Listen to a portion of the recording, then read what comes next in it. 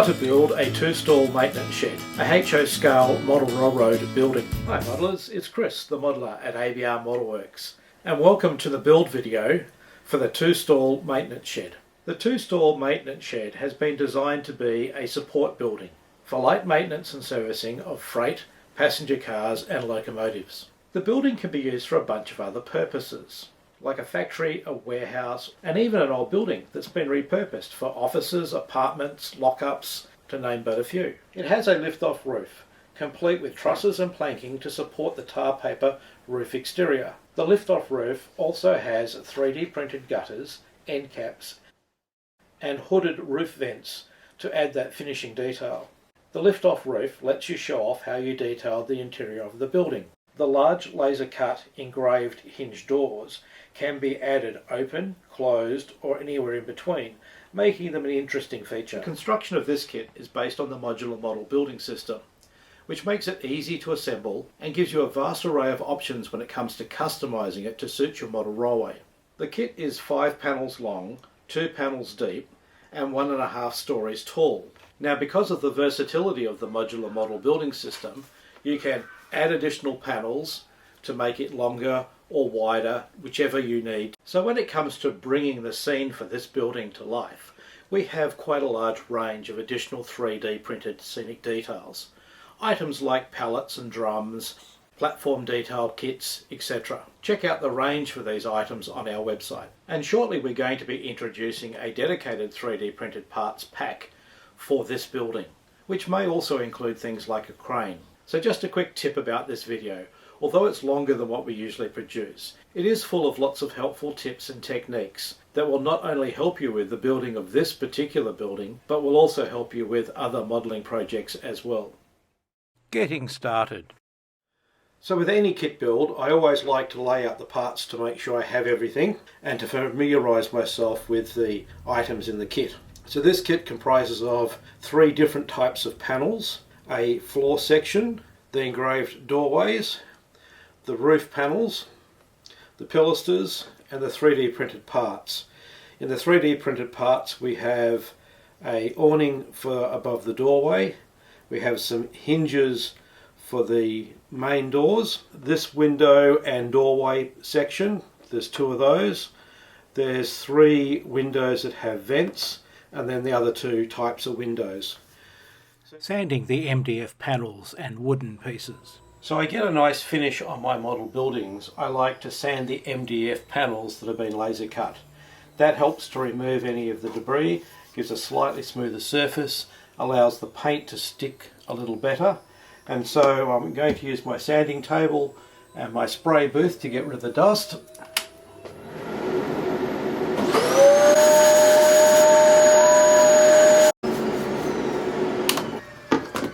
And it's that easy, just a quick little sand and you're done. Breaking the panels and other parts out of their holding frames. So now you have all of your panels, your doors and the roof sections sanded. The next step is to break them away from their frames. And there are 3 types of panels in this kit: the doorway panel, the wall panel and an entrance panel. So all you do is just very carefully work your way around, popping them out. Now in this build we don't need any of the supporting pieces for floors etc.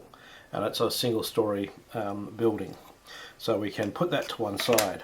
We also now need to break away these little tab sections, and very carefully the one at the bottom here. So you end up with a panel like so. And finally, we don't use the top in this particular build either. Sanding the holding tabs and fitting the panels together. But once you've done that, the next thing is you take a emery board, needle file, and where the little tabs are, where the tabs were joined, you just need to sand those back so that the panels neatly key together. I like to test fit up against a ruler so that you can see that the bottom is nice and flat. Okay, so I've got all the parts laid out and all of the panel pieces have now been sanded so they neatly fit together. And the next thing is to fit the 3D windows and the engraved doorways so they fit into their various panels, etc. Making the doors and windows fit the panels. The new resin and method that we're using to attach the sprues means that if you are very careful, you can just peel away the sprue itself. Now you need to be careful because it is still possible to break it. So if you're a little unsure, then a good pair of sprue cutters will make all the difference. So simply start by very carefully holding it either end with the finger at the top just to support it, and gently move backwards and forwards until you've got a nice smooth surface. The same for the other side, and then see if it'll slide in. Yep, so that's good. It needs to be a reasonable snug fit. You don't want to be too loose. It needs to be able to have a friction to stay. It will tighten up a little bit when you paint it, so just bear that in mind. You may need to rub it back a little bit afterwards. This next panel, the difference is that this one has a vent, which is a little difficult to see at the moment because of all of the sprues, but you will need sprue cutters to remove these ones, and then you should be able to just push those uprights away. Now that'll leave a little dag sticking down. That's where an SMS ceramic scraper becomes invaluable. It'll just scrape those away very carefully just to clean up the actual window frame itself and drop in its place, and there you have a rather neat little vent with a fan in the window. This particular panel has a door opening at the bottom, and it's the same exercise. Just carefully work your way down the sides, across the bottom, and there's a little one for the doorknob and a couple just supporting the back of the window. It's going to slide in, so you'll be sanding the excess off the bottom. So start by just cleaning the top up and the sides, and then just take the excess off the bottom. So there we go, that just slides in neatly like so, and of course it has a window above it. 3D printed hinges for the laser engraved doors. So here's our little 3D printed hinge. There's two parts to it, the blade coming out and the hinge section that goes on the wall itself. So that allows you to mount the door in a way that the door is open or closed or partially open, whatever you choose. So they are separate items, and as such you can, like a hinge, you can glue them onto the door and the wall to produce whatever angle you're looking for. So it's a really cool little piece of accessory that finishes the door off nicely. And of course we supply, you know, 2 hinges for each door, and each opening has 2 doors. So gluing the floor pieces together. Now in preparation for assembling the walls, I'm going to glue the floor pieces together. Now if you roll the ground pieces over, you'll see that there's several lines where it's cut through. The outer 2 and the middle one are the platform sections that are within the building itself, and these 2 pieces are where the track goes, and they'll be removed, but they'll be added to the outside of the building to give it extra space. So what we'll be doing at the moment is just butting them all together and letting them dry in preparation for mounting them on the baseboard itself. So I've now glued the 3 pieces together, and we'll just let them sit for about 10 minutes to dry up. Gluing the floor pieces to your baseboard. So this piece, which was where the track goes, is actually going to finally be glued in that position. So I've got it there at the moment for a spacer for the next section, which is the edge of the building. And so first of all we'll glue this piece in place, and then we'll take this one and we'll put it here. We'll glue the center section in place, and then glue the last piece in place, removing the track piece and putting it there. So that's how the footprint of the building will go, with tracks through the middle.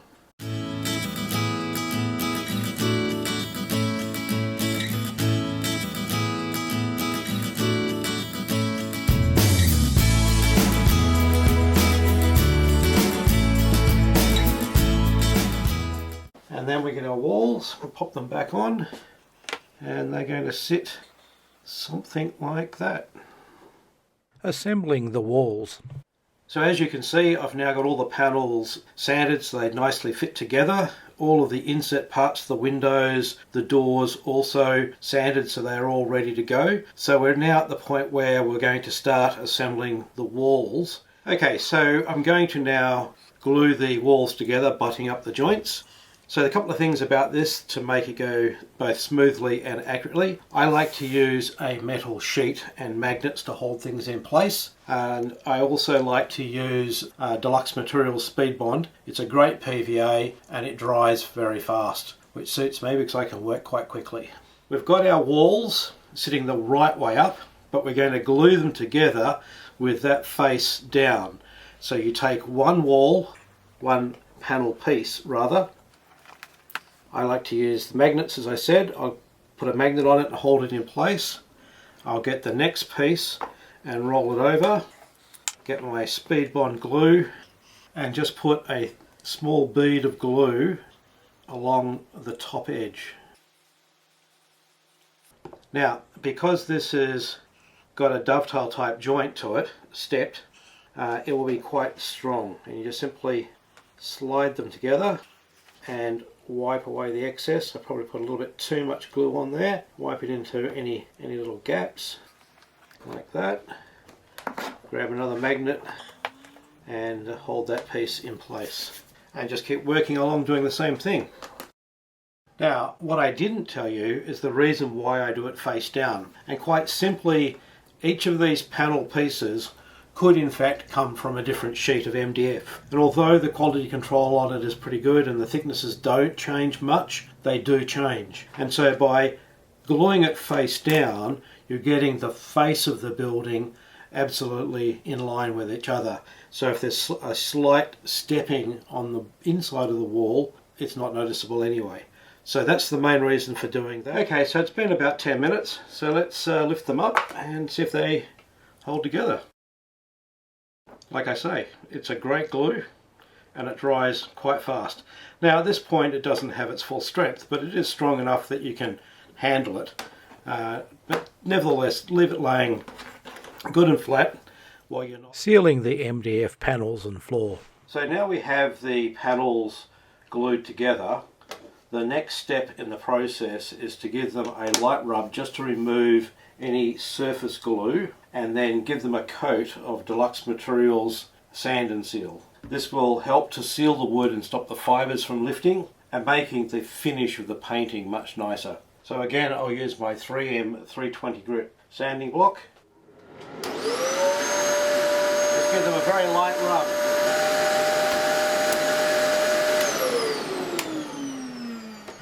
Now the main focus of the sanding was really on the joint lines to get any pieces of debris that might have stuck to the glue, etc. during the gluing process, so we've got that nice smooth surface. At the same time, I'll just give this a very light rub, although it probably doesn't really need it, but nevertheless let's do it anyway. Okay, so I'm now going to apply the sand and seal to my panels and base, but as the base is going to be sealed underneath as well, I'm actually going to use the bottom of it as a table to give these a coat. So, good shake. Now it just wants to be a thin coat, you don't want to make it too thick.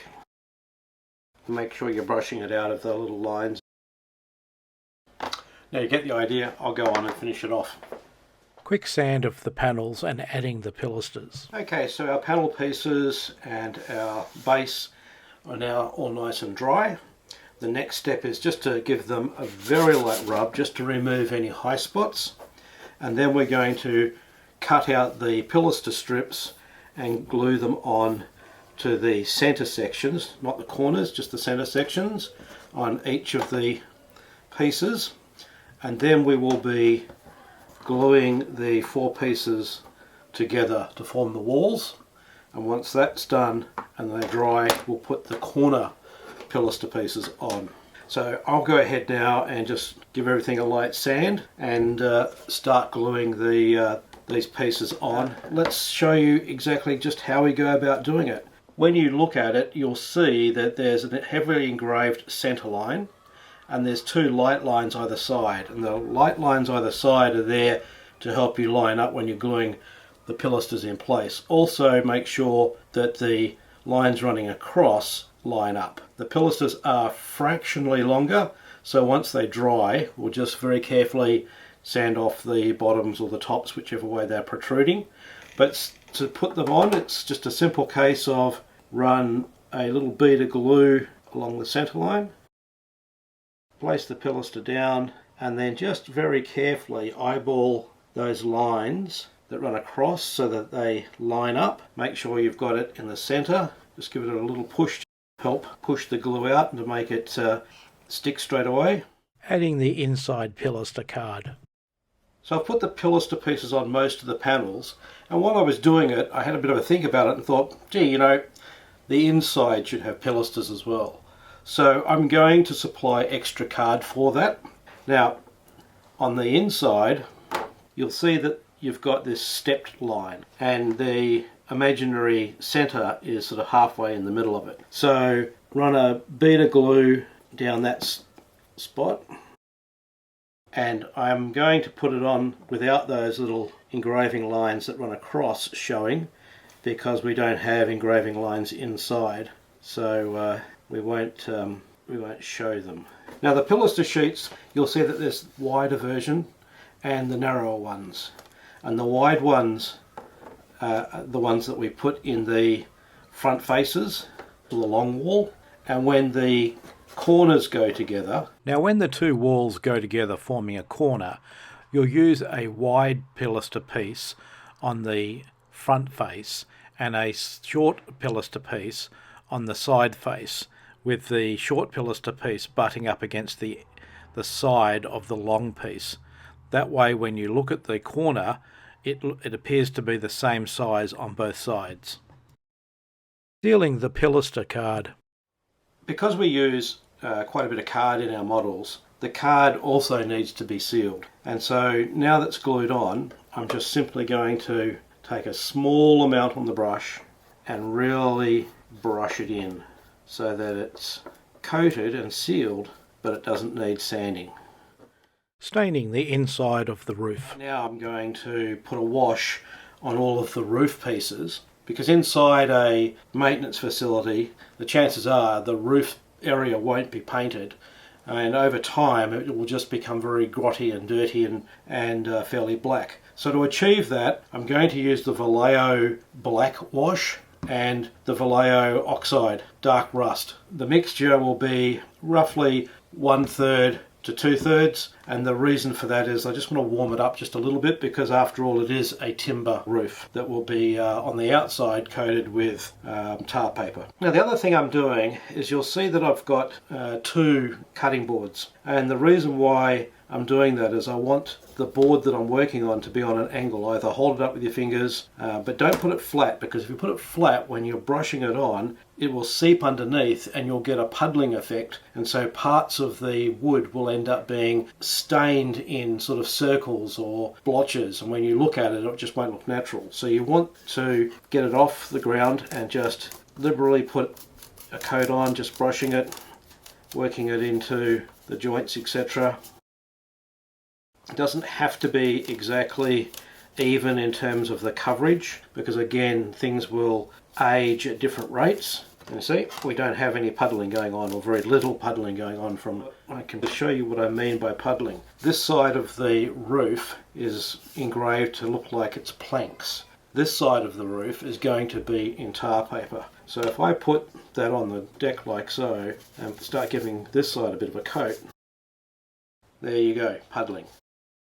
You still end up with a mark where the wash has come through. Not too bad, but it's still, we don't want that. Now it doesn't matter in this instance because that's going to be covered with tar paper. So it was a good way of giving you a quick demonstration of what to look for. Check both sides as you go, because you don't want to end up with any puddling. Adding filler to the floor joints of the building. So here we have the base for the building.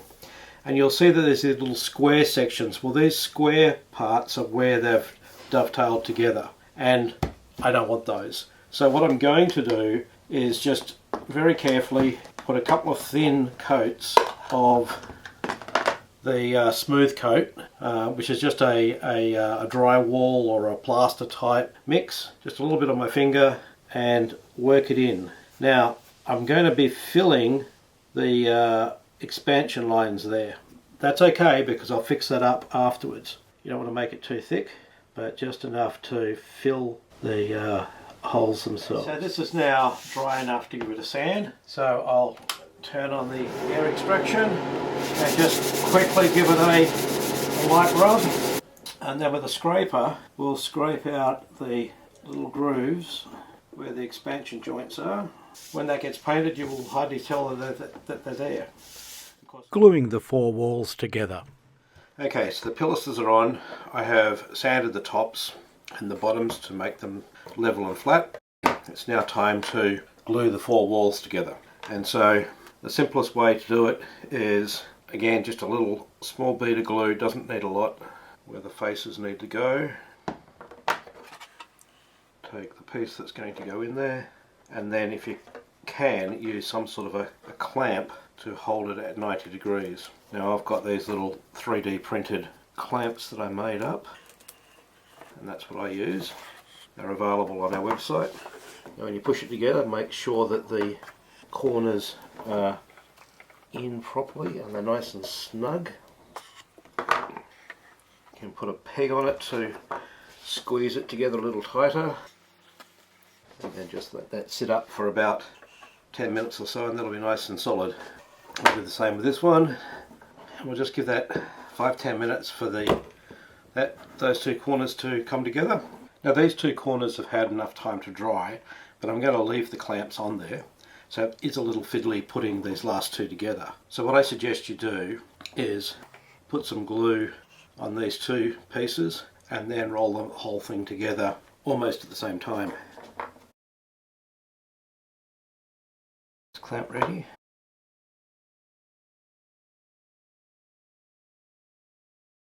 Same on this corner.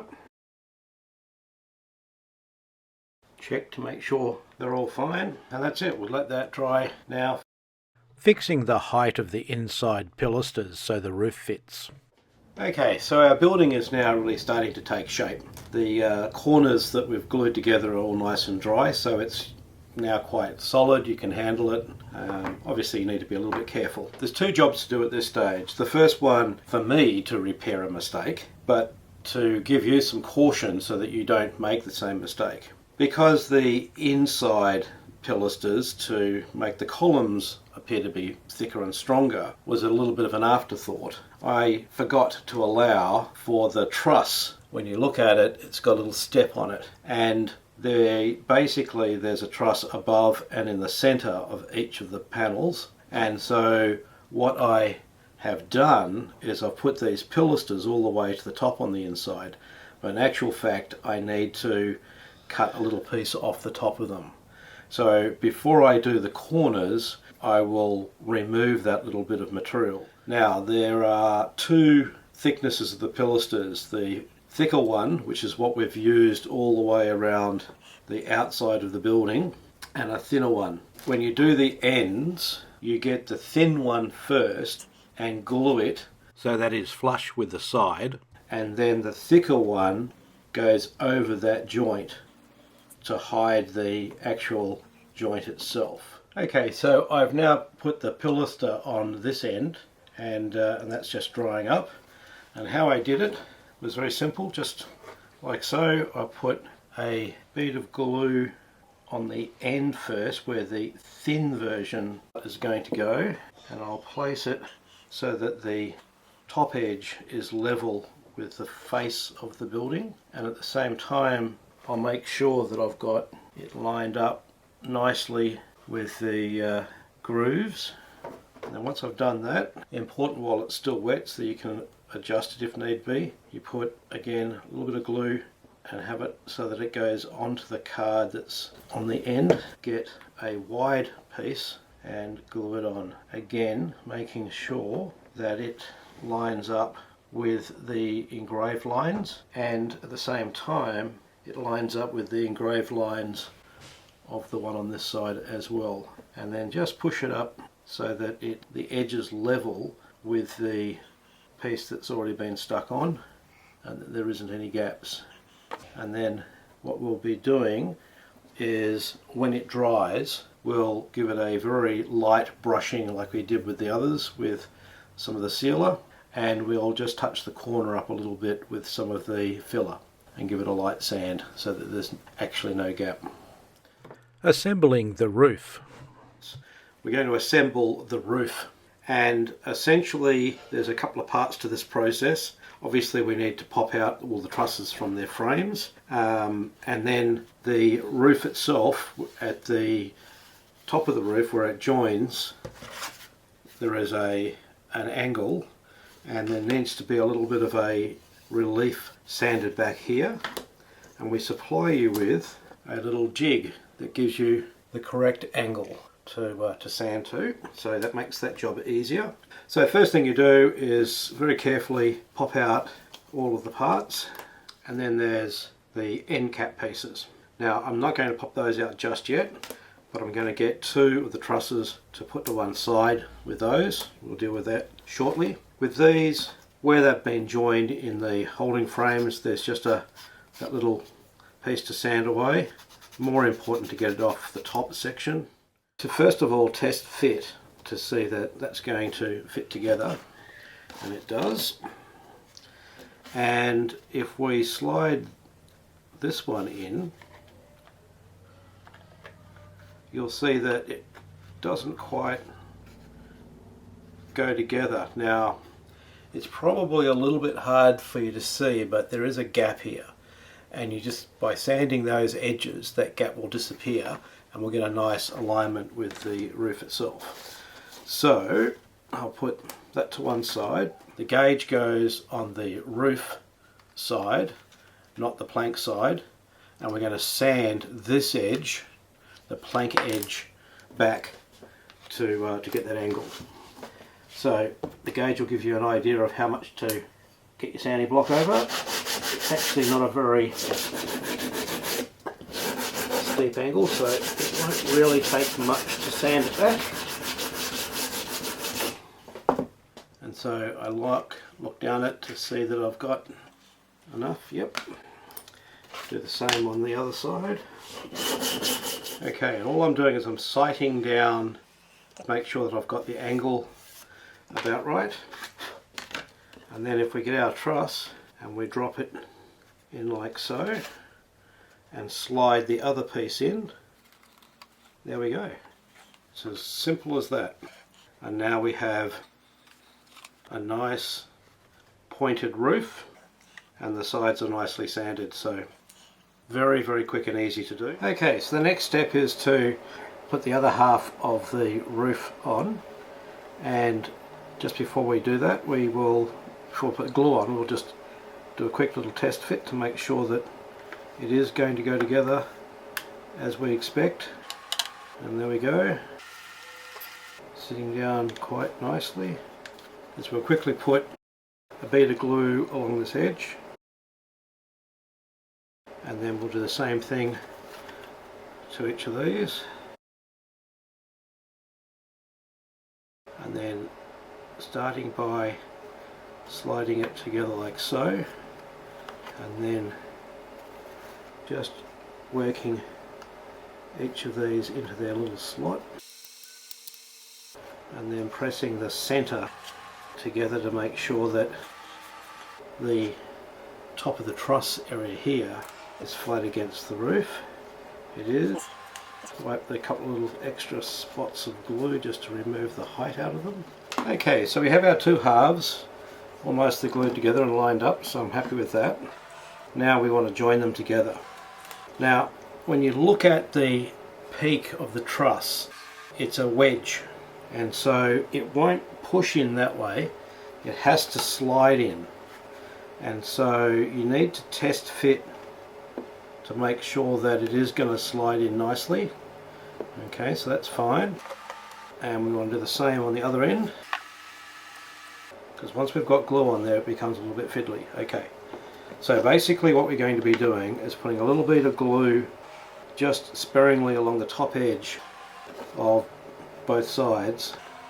A little bit of glue on this will slide the truss into its home on one of them, and then we'll push the other one into it, and all things being equal, it should line up nicely. Note a little bit of a gap, so what's going on?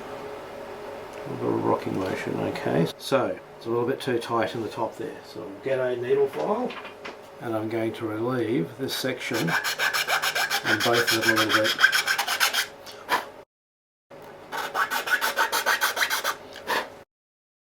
Okay, so I'm going to get a couple of magnets to push up against the end, and we'll set one on top, hold it down, and now very carefully slide this into place and then bring the other half in. The magnet, push up against it, make it nice and tight. Put a magnet there as well to hold that. 10 minutes or so we'll be able to lift it off. Fitting the end of the building's trusses and fascia. Now, as you can see, I have now fitted the two end pieces for the roof. So they are all glued in place, and the way I did it was just simply put a thin bit of glue along, used a square just to make sure that it dried straight up and down and nice and square with the rest of the building. Then the other thing I did was I put some filler on the corner of the pilasters to fill the little gap that you get when you put the two pieces of card together, and so that now needs to be rubbed back and just made square.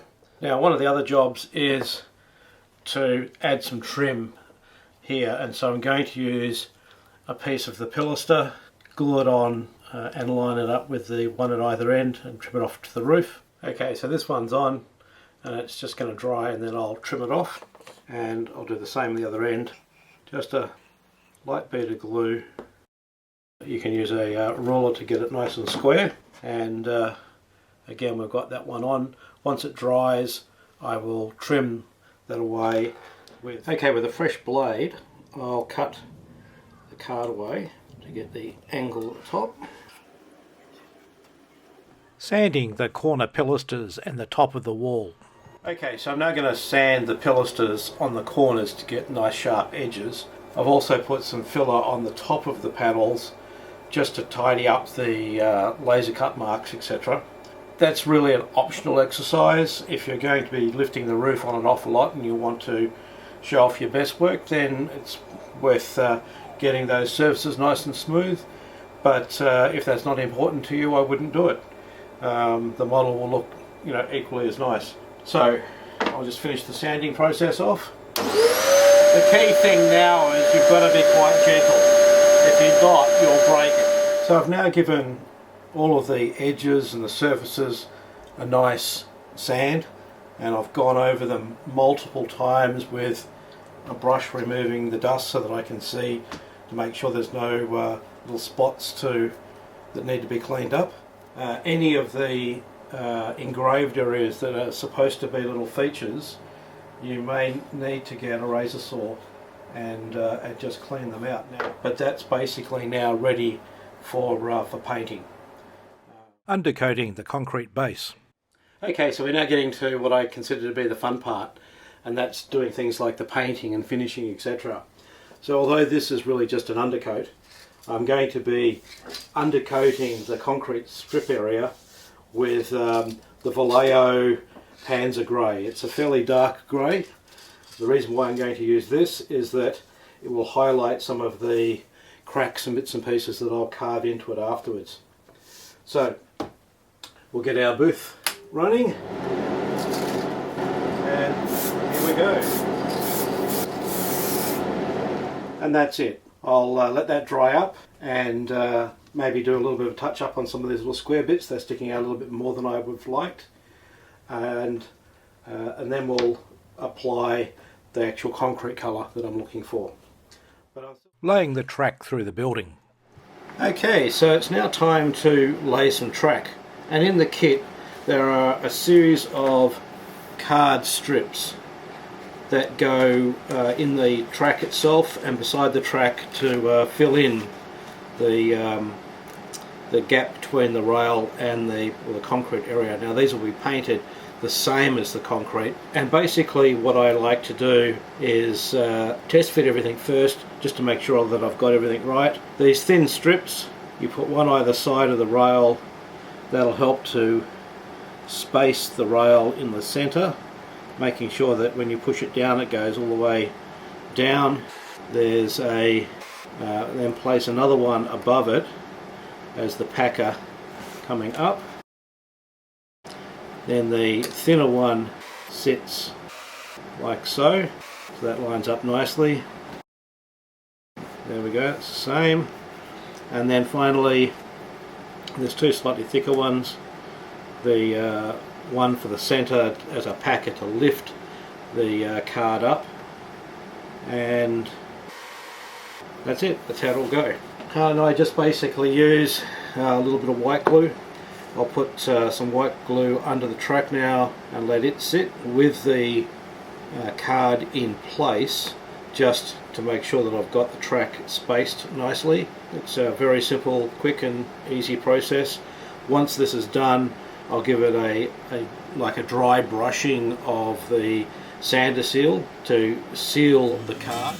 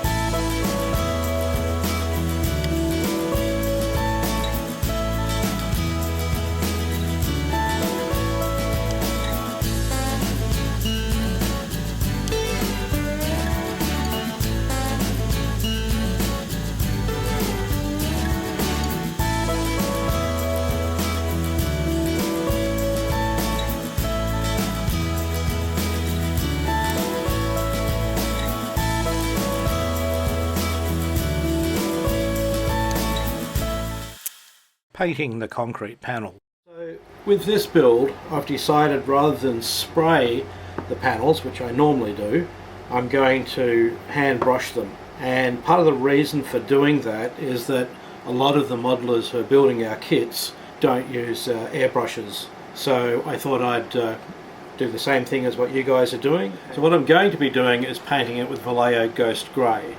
Now with the primers, they come in these larger bottles, which is a lot more economical, so I suggest that you look for those. I'm also going to be adding a little bit of airflow improver, about 15%, 20%, just to thin it a little bit. And the reason for that is that I want the brush marks to be as low as possible.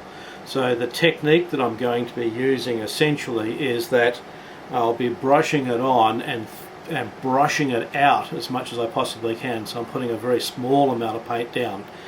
That means that I'll be painting it at probably about 3 coats to get a good finish.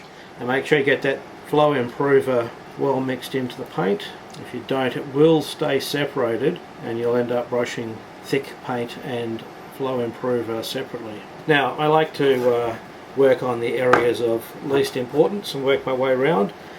While I'm doing that, I'm looking to make sure that I'm not introducing any runs. Now I have masked the ends where the truss is, because I don't want to get any paint on that. So really brush it thin, making sure we get the doorways and anywhere there's openings for the 3D parts or any laser cut parts that are going in there.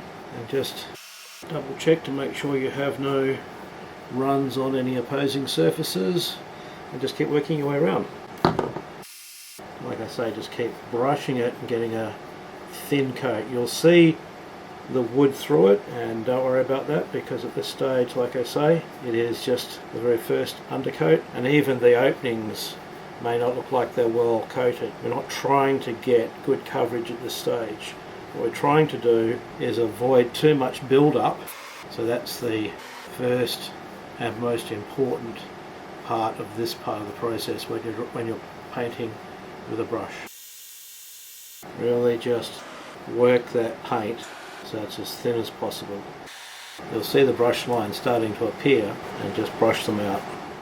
Painting the 3D printed parts. So I'm going to paint the 3D parts now, and the little vents for the roof, the awnings that go over the doorways, the gutters and the hinges are all going to be painted with an oily steel colour from Vallejo paints. The window frames are going to be painted in a mixture of the Vallejo sort of metallic black and the rust, which is also a metallic colour. Those two together give me a look that's very industrial. I'm going to get into airbrushing these items now. Okay, so I have a little brew that I use to thin the paint when I'm spraying, and that's a combination of the airbrush thinner, the flow improver and retarder. And I've got my little bottle marked off as to where I fill them up, and it's roughly about 65-70% of thinners, about 25-30% of flow improver, and a little bit of retarder in the top there. So I'd say the retarder is probably about 5%. That gets the paint to flow really nicely.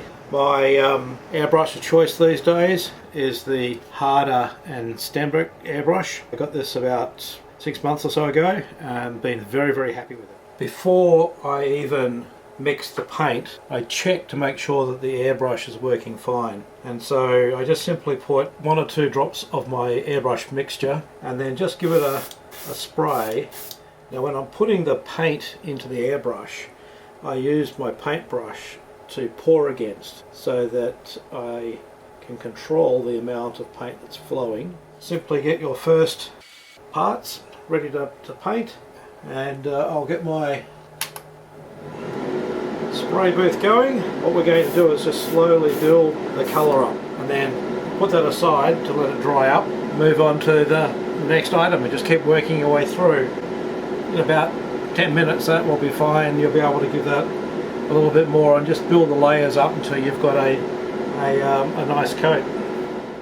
Painting the concrete base. So the next task on the maintenance shed is to make the concrete area look like concrete, and so I'm going to be spraying the same colour grey that I've used for the concrete walls over it, but I'm going to be misting it on with some other colours so that it gets a stippled effect. You end up with a lot of different sort of colours within it, and so the dark colour underneath is going to be used to scribe some cracks etc. into it.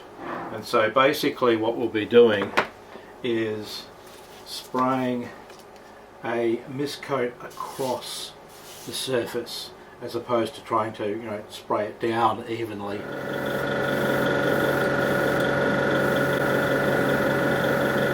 Now you'll see there's some light and dark areas where I'm stopping with the stroke. That's okay.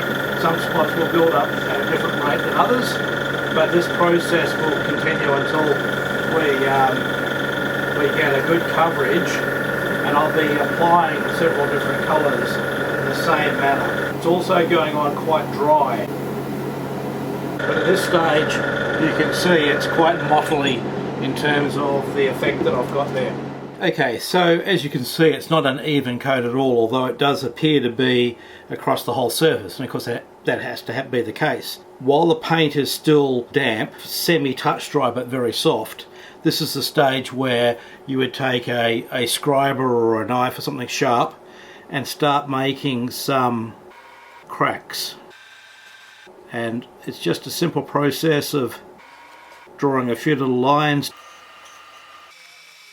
and have them run off each other. Try and pick spots where it's likely to have a problem. Add some cracks if you're going to crack every area, like each of these expansion areas, then put a couple of cracks in each one, or just put the odd crack here and there across the face. Again, it's completely optional, up to you. I'm going to add quite a few cracks to this particular scene because at the end of the day I want this to look like it's a fairly old building, bit of a hard life. And there's been some repairs, etc. So I'll go ahead now, add some more cracks. I'll then add the next sort of colour, add some cracks again, so that there's sort of like a layering effect as far as the cracks are concerned as well. Because over time, again, some of these cracks will fill. So I have now added quite a few cracks, as you can see.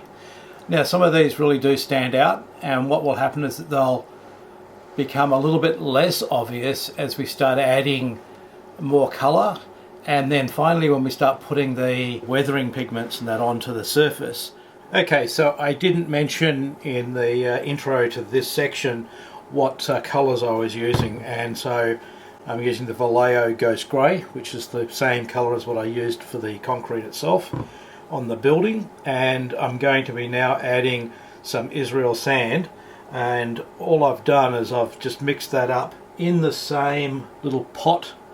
I haven't bothered to clean anything. It doesn't really matter because this is just grime. So as the colours I add, I'll just add them on top of each other. So that's all done. The brush is ready to go. We'll get the compressor back on and we'll do the same thing, just again from a distance.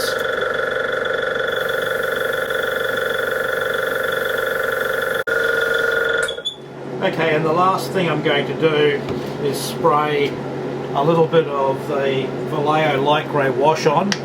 I've also sprayed on some of the dark sea grey and the dark grey wash. A few drops of that. Very lightly mist that over, just a tiny little bit on. And then the very final thing I'm going to do is put a very weak the original grey back over the top, just to add some fleckled highlights in the concrete. So this is just going to be a couple of drops. You really need to see it in the flesh to appreciate just how textured that paint is. But because it's gone on an angle from a distance, the paint is actually drying quite a bit in air. So when it hits, it's hitting as particles rather than spray paint that would normally stick together and give you a smooth finish. This is quite textured as far as that effect is concerned, but because it's very small dots of paint, it's sort of from a scale point of view, it looks like the ground is just dirty. So I'm pretty happy with the way that's come out. Keep test fitting the parts throughout the build process. Okay, so one of the things that I do throughout the build process is I will constantly test fit parts, to make sure that everything's going together the way they should be, but once they've been painted, it gives me an idea as to whether I'm happy with the particular colours that I've chosen or not in some cases. And so I've put these windows and this doorway section in, and I fully intended to paint the bottom section and the surround around the door a different colour. Now I've decided what I think I'll do is I'll actually paint it the same concrete type colour. I think that will look quite nice. It'll blend that area together nicely. So what I will be doing next is I'll get some very thin masking tape and I'll mask off the area that I want to paint, and we'll spray those. So I've got two doorway sections like this to do. Masking up the doorways for painting. What we're going to do is I want to paint this area, as I said before, the same colour as the concrete. And to do that, I need to put a piece of masking tape around the edge to mask off the window area. I also need to put a piece around the door and a piece around the little door recess. And I'm going to use Vallejo's masking tape. The one I'm working with is 1mm wide. So like a lot of things with our kits and the way we talk about how you go about building them, there's lots of options. first of all, this was painted with a brush, and I prefer painting detail like that with an airbrush because you get a finer finish. When you're painting with a paintbrush, you don't quite get that same level of finish. So regardless of whether you're going to paint this with a paintbrush or an airbrush, I advise masking it off. Having said that, if you've got a really good steady hand, you could paint this quite nicely with a paintbrush and not have to worry about the masking process, because the masking process is a little bit fiddly, as you'll see. You'll need a good sharp blade. So there's a little line running across here, which you may not see in the video. I want my masking tape to be on the edge of that line so that this side is painted and the window frame area is not. So you get a piece of your tape and start at one end and line it up with that little architectural recess and just work the tape along that line. And then to do this one, we're going to put the tape on the very edge. So I'll be cutting this off, but I'll cut it off once I've got this piece of tape there, because that will give me the corner. Just get another piece of tape and lay it down like so. And then once you've done that, and you're happy that the tape is down nice and flat, and it needs to be, because if it's not, paint will run underneath the tape. This is why the blade of your knife needs to be nice and sharp. Just very carefully, with a couple of light strokes, just cut through tape, and then it should lift away like so. Same thing on the other side, a couple of light strokes, and there we have it. Now you can use the blade then to push at the end of it to make sure that you've got a nice clean line, because the glue they're using in this tape got a little bit of like a gum to it, so you can sort of nudge the tape around a little bit. Okay, so I'm now going to finish this off. So as you can see, I have now put the 1mm masking tape all the way around the areas that need to be masked off, including covering up the doorway window. I now need to put last piece in here and in here, and then that's just using some, you know, commercial available masking tape, and just try and put it carefully into the corner where the other tape meets, and then just push it down like so. Again, just get it on that edge. So that's basically it. All of this will be painted in the grey, fitting the 3D printed parts to the building. Okay, so we're heading towards the finish. So the jobs that need to be done now are things like final fitting of the window, gluing the glass onto the back of it, and then gluing that into the building itself. So since the painting has taken place, the openings for the windows and doors, that extra bit of paint makes it a little bit tight now, so they'll need a little bit of a sand just to get them to fit in properly.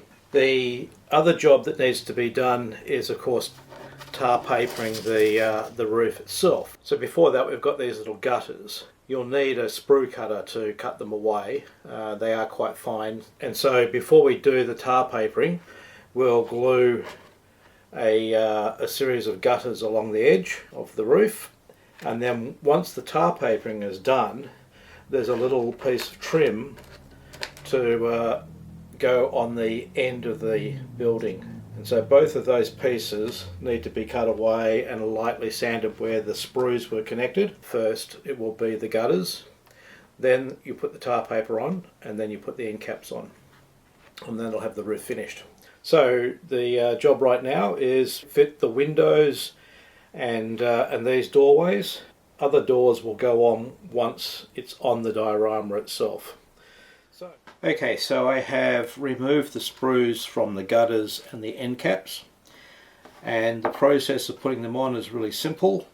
It's just a case of putting a little bead of glue on, getting a couple of bits of tape to hold them while the glue dries, starting from the center and working your way out on each side, and then just give it a bit of time to dry. Now the other thing that I'll point out at this stage is that when you assemble the roof, you might get a small error that will give you a slightly protruded section, and all I did was I just got the sanding block and took that edge off, and then I re-stained it, and that way when the paper goes on, if there's a little spot where you see through, you've got the stain underneath. The same thing goes for the actual joint. You might get one slightly out of alignment, in which case you'll just simply sand that edge till you get the edge smooth. So that's basically it. Bit of glue, bit of tape, glue it on, let it dry, and then we can start putting the tar paper on. Tar papering the roof. So the gutters are glued on, and I've got myself organised to start putting the tar paper down. The tar paper comes in sheets like so, and I just lightly score the paper and then pull it apart so I've got a slightly furry edge. So that way when I'm butting them together, the furry edge gives me a better joint, but it also looks like it's a joint.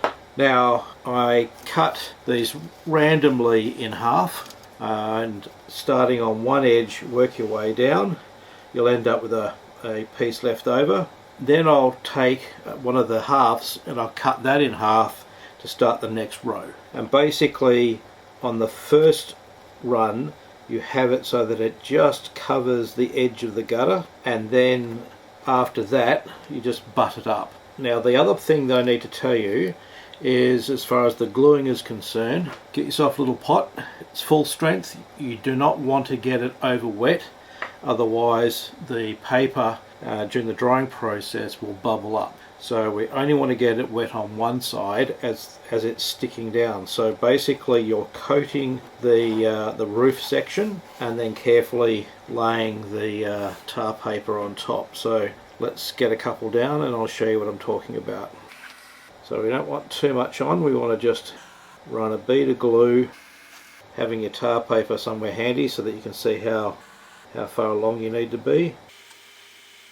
Obviously go a little bit further than is required, and the glue should be feeling like it's quite sticky as you paint it on, and then very carefully, with it overhanging a little bit, just line it up with the edge of the gutter. Now the gutter itself has a little lip bit on. What we're trying to do is line it up with this edge of the gutter so that it's covering the joint between the gutter and the roof itself. So simple as that, just a little bit of glue, paint it on, have your piece ready, get it reasonably, nice and thin, not too much glue in any one spot, just a little bit make sure that the end is a little bit of glue on it, and then take it, push it together, line up along that bottom edge, and then push it down, and that's it. Simple as that.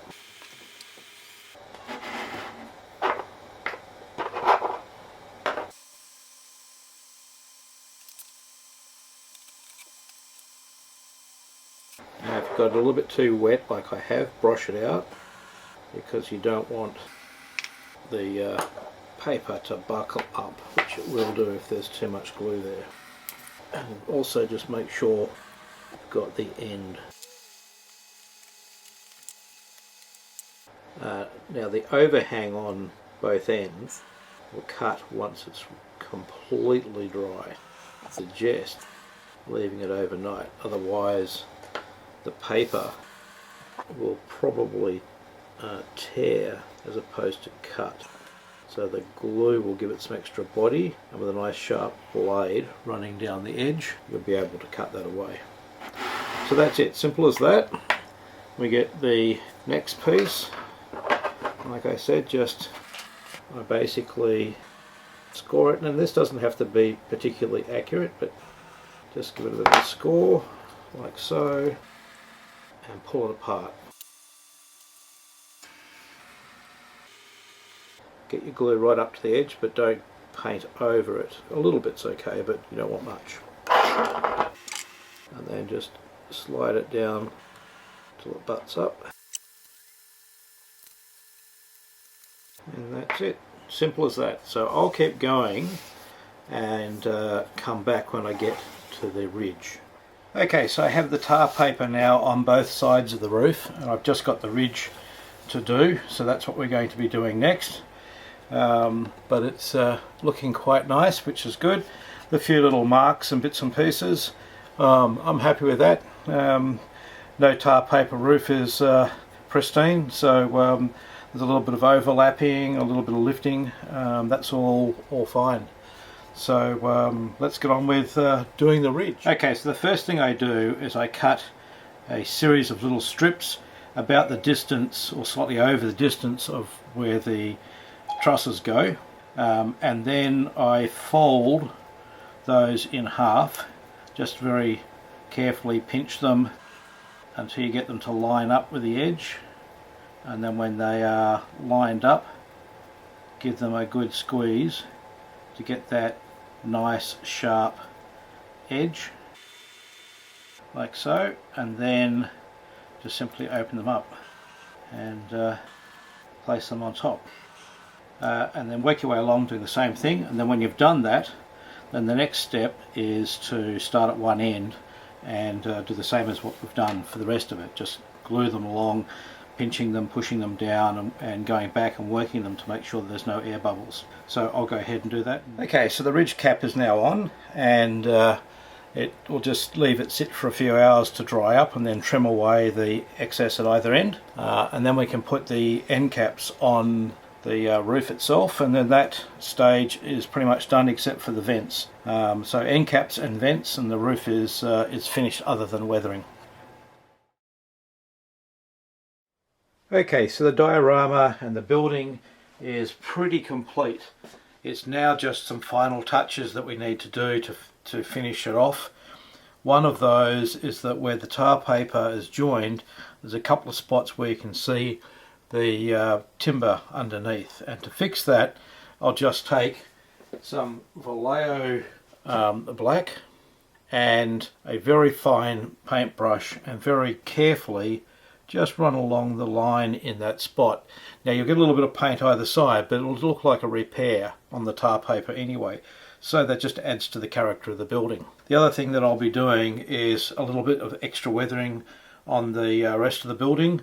Internally I've got lots of oil stains where the track and that is, and but essentially now it's pretty much complete. So okay, so just a little bit of paint on the brush, just brush it out a little bit, and just very carefully run along that line.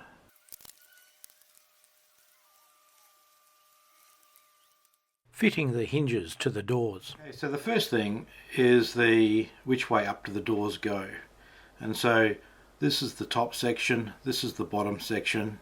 These two little planks going across there is where we place our hinges, and the way I'm going to do it is I'm going to glue the arm of the hinge to the door, and the hinge part I'll glue on. Now, depending on whether I want the door to be open or closed will depend on how I position this.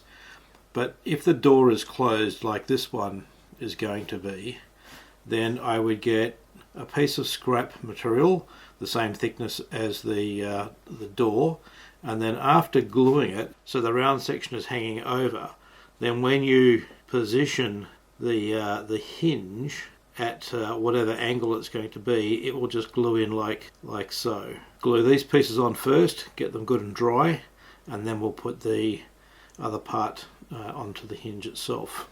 Now for this sort of work I like to use the Deluxe Materials canopy glue. It dries absolutely clear, and I apply it using a syringe, and so basically all I'm going to be doing, so basically just put a tiny line of glue on the back of the hinge, And then having a pair of tweezers handy, place it so it lines up nicely again with that barrel section half hanging over, like so. And then give it a good amount of time to dry before we do the next step. Now for a closed door, what we want is this section of the hinge to sit parallel. So I've just put glue on the bolt and along the end, and I've got a little piece of the scrap MDF that the door's made from, and I'm just going to drop the hinge down onto it so that there's no glue on the timber, it's just supporting it, and then place it like so. For a door that's open, we want to glue the second half of the hinge on whatever the angle is. Now in this instance I'm going to have it at roughly 90 degrees, so I want something that I can just place up against there and drop the hinge down onto it. And so again, we'll just grab it with a pair of tweezers, put a little bit of glue onto the hinge, and then very carefully the hinge in there so it's sitting up at 90 degrees. It doesn't necessarily have to have something to rest against. In this case it's sitting up there quite nicely by itself. Fitting the doors to the building. Okay, so I'm now going to fit the doors to the building, and as you can see I've now glued the hinges on and they have the right angle for where they're going to sit in the building. This one would sit something like that. So a couple of things to note. The hinge is slightly proud of the door itself, and the reason for that is that in the real world, when the hinge actually works, that would fold around and the door would then butt up against the side of the building. So having a little gap in when it's glued in place is more realistic. That's the first thing to note. The other thing to note is that because we're gluing it that way, we'll need to glue the base of the door, because it will need to be glued to the floor of the building itself to give it the strength it needs, so that it'll survive the rigours of a model railroad. Now I keep my syringes in a little container with some water and a piece of sponge, and then that way the needles don't dry out. A little drop on the hinge itself. Don't need any on the door in that spot. Make sure you've got it the right way up so this thin line is at the top, and then some glue along the bottom, and that's why we use the syringe, because that gives you a nice little thin bead. And then for these we line it up with a little seam. Wipe up if you've spilt a little bit of glue, and there we go. And it's that simple. There's a little bit of paper there to show you that gap that runs down the side there, and the hinge itself lines up along this joint line. So let's do the next one.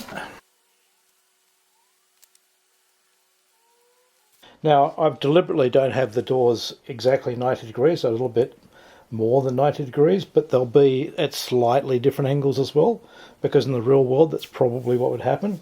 And that's basically it. I'll just continue on with the rest. Now if you've enjoyed this video and you'd like to see more how to build videos, please subscribe and ring the bell so you get notifications on when new videos become available. I'm Chris the Modeller at ABR Modelworks. Have a great day modelling, and thanks for watching. Oh, and by the way, check out the playlist at the end of this video.